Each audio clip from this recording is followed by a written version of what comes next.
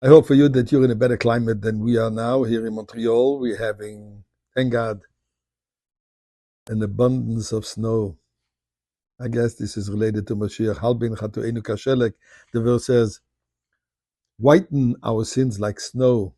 This is the time of Mashiach. Everything is going to be pure, white and pure. But in any case, that snow reminded me a very interesting story that Professor Velvel Green, one of the very early scientists involved with the NASA space program, shares about a discussion, a yechidus, a private audience he had with the Rebbe.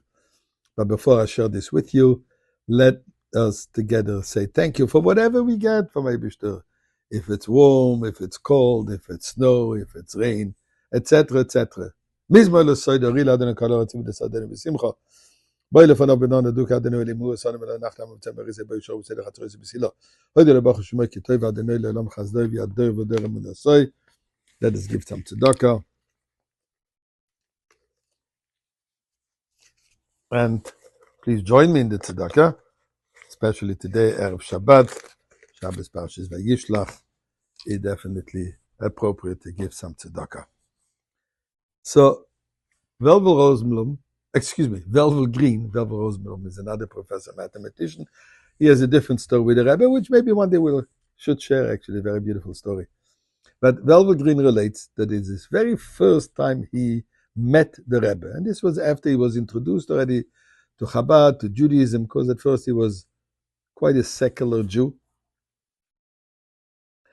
And the Rebbe asked him, do you know about a concept of Hashgacha Pratis, of divine providence? And it's a basic tenet, a basic teaching of Hasidic philosophy. The Baal Shem Tov is very, very, let's say, strong on this concept. And in fact, the Rambam also writes, Ein mikro nikro, nothing happens by accident, everything is by divine providence. But the Baal Shem Tov takes it a step further, says, if we are exposed to see something, to hear something, it's a sign we have to learn something from it. It didn't just occur, didn't come our way just because there is a reason. So the Rebbe asked him, do you relate to that? And he said, honestly, Rebbe, I heard about it, but I have difficulties, especially as a scientist, very much into natural phenomena.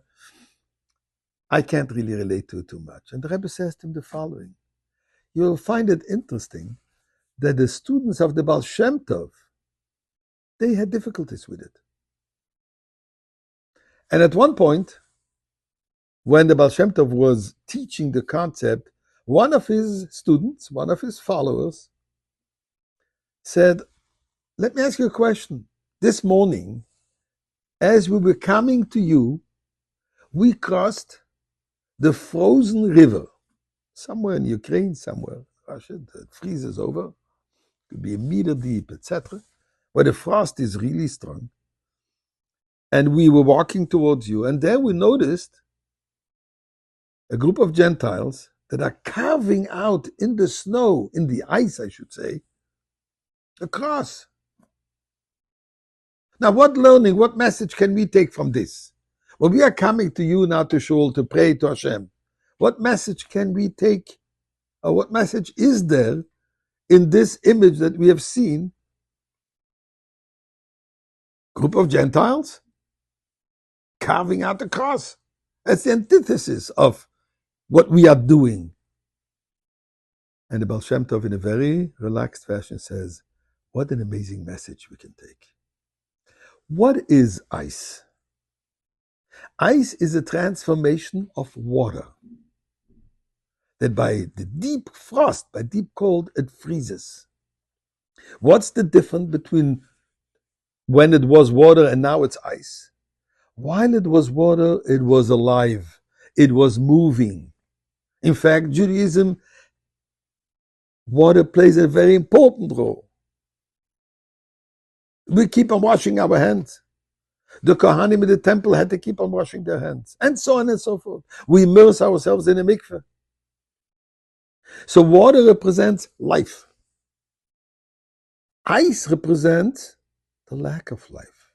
It's frozen still, no movement. The message that you have received, you are going now to pray to Hashem. Do it alive, with vibrancy, with excitement, with enthusiasm, with warmth, not like a frozen, verfrorene being. That's what the Baal Shem Tov said. How obvious it is that we must transform that ice into the warmth, into the vibrancy of water. And interesting, the Gerer Rebbe once said, when the Rebbe started promoting the whole idea of Mashiach, says he didn't invent anything. He just took Mashiach out of the deep freezer. So please, Eibishter, let's have him now.